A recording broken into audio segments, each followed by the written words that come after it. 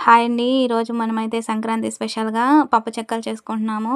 కొంతమంది పప్పు చెక్కలంటారు, పబ్బిళ్ళలంటారు, చెక్కలు అంటారు. అవి చేసుకుందాము.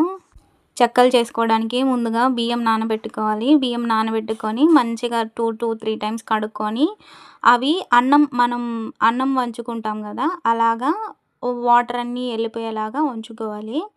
ఆ తర్వాత వాటిని మంచిగా కొద్దిసేపు అలానే ఉంచి వాటర్ అంతా డ్రైన్ అయిపోంగానే వాటర్ మొత్తం మంచిగా డ్రైన్ అయిపోయిన తర్వాత వాటిని శుభ్రమైన క్లాత్‌లో కొంచెం ఆరబెట్టాలి. అంటే ఆ చెమ్మ మొత్తం ఆ క్లాత్ పీల్ చేసే తర్వాత కొంచెం తడిగా ఉండాలి. అంతేగాని వాటర్ కారుతూ ముద్దగా ఉండకూడదు. అలా ఉన్నప్పుడు మనం వాటిని కొంచెం మంచిగా బాగా ఆరబెట్టుకొని మంచిగా ఉన్న తర్వాత వాటిని ఏం చేయాలంటే మనము ఒక బియ్యం మొత్తం మనం ఒక శుభ్రమైన బౌల్‌లోకి తీసుకొని వాటిని మిల్లు దగ్గరికి తీసుకెళ్ళాలి. మిల్లు దగ్గరికి తీసుకెళ్ళి వాటిని మెత్తని పౌడర్‌లాగా చేసుకోవాలి. ఇప్పుడు మెత్తని పౌడర్ అయ్యాక మీకు చూపిస్తున్నాను. ఇది చూడండి. ఇలాగా మెత్తగా చాలా మెత్తగా అయిపోవాలి పౌడరు. మెత్తగా అయిపోయిన తర్వాత మనం వాటిని వేయించుకోవాలి. గ్యాస్ మీద పెట్టుకొని ఒక సన్నని సెగ మీద సిమ్‌లో పెట్టుకొని మంచిగా వేయించుకొని పక్కన తీసుకోవాలి. మంచి బౌల్‌లోకి తీసి పెట్టుకోవాలి. మొత్తం పిండిని వేయించుకొని బౌల్‌లో తీసుకొని అది మొత్తం చల్లగా అయ్యే వరకు సైడ్ పెట్టుకోవాలి. ఈలోగా అవి చల్లగా అయ్యేలోగా మనం ఏం చేయాలంటే కొంచెం స్పైసెస్ అన్నీ ఒక ప్లేట్‌లోకి తీసుకోవాలి. లైక్ మిర్చి, ధనియాలు, పట్టా, మొగ్గ చాలా తక్కువ క్వాంటిటీలో తీసుకోవాలి. ఇవి ఎక్కువ తీసుకున్నామంటే ఇవే ఫ్లేవర్ డామినేట్ చేసేస్తది చెక్కల్ని. సో, వాటిని కొంచెంగా తీసుకోవాలి. అలా తీసుకొని కొంచెం శనగలు ఓ 2-3 స్పూన్స్ ఆయిల్ అలా తీసుకోవాలి. కరివేపాకు కూడా తీసుకొని పక్కన పెట్టుకోవాలి. తర్వాత ఏం చేయాలంటే శనగలు, మిర్చి, ధనియాలు, కొంచెం పట్టా, కొంచెం లవంగం వీటన్నిటిని మిక్సీ పట్టుకొని ఆ పిండిలో మంచిగా కలుపుకోవాలి. బాగా మిక్స్ అయ్యేలా కలుపుకోవాలి.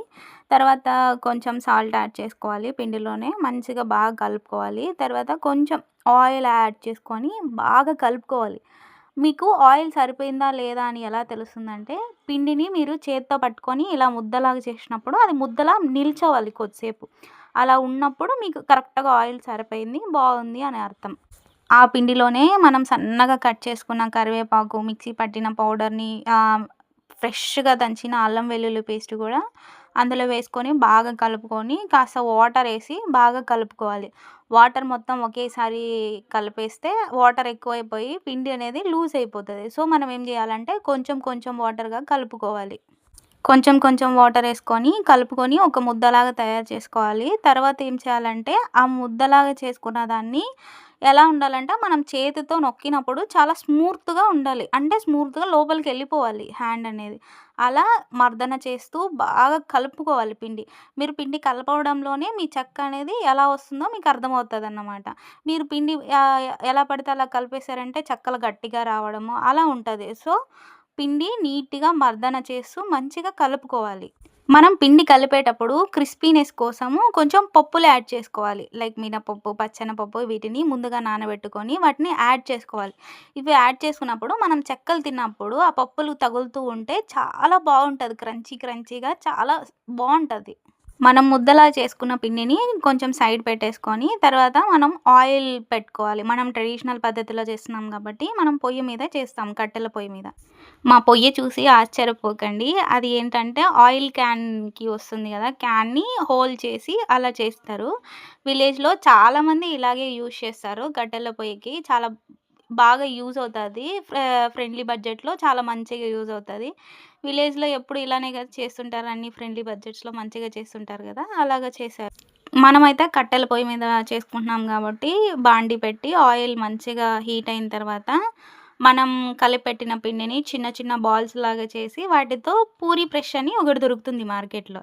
దాన్ని యూజ్ చేసుకొని, మనం వాటిని చపాతీ చేసుకుంటాం గదా! అలాగా చిన్నగా నొక్కుకొని, ఆయిల్‌లో యేసుకొని, ఫ్రై చేసుకొని, పక్కకు తీసేసుకుంటే మన చెక్కలనేవి రెడీ అయిపోతాయి.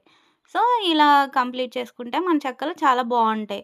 చూడండి చూడండి మన చెక్కలు ఎంత బాగా రెడీ అయిపోయాయో. చాలా మంచి టేస్ట్‌తో చాలా బావున్నాయి. మంచిగా వేగాయి. చాలా క్రిస్పీగా, క్రంచీగా వచ్చాయి చెక్కలనేటివి. మనం ట్రెడిషనల్ పద్ధతిలో కట్టెల పొయ్యి మీద చేసాం కాబట్టి, ఆ టేస్ట్ ఇంకా బావుంటది. గ్యాస్ మీద చేసేదానికన్నా కట్టెల పొయ్యి మీద చేస్తే, ఆ ఫీలింగ్ ప్లస్ ఆ టేస్ట్ వైస్ చాలా బావుంటది ట్రెడిషనల్ వైస్. మీరు కూడా ట్రై చేయండి.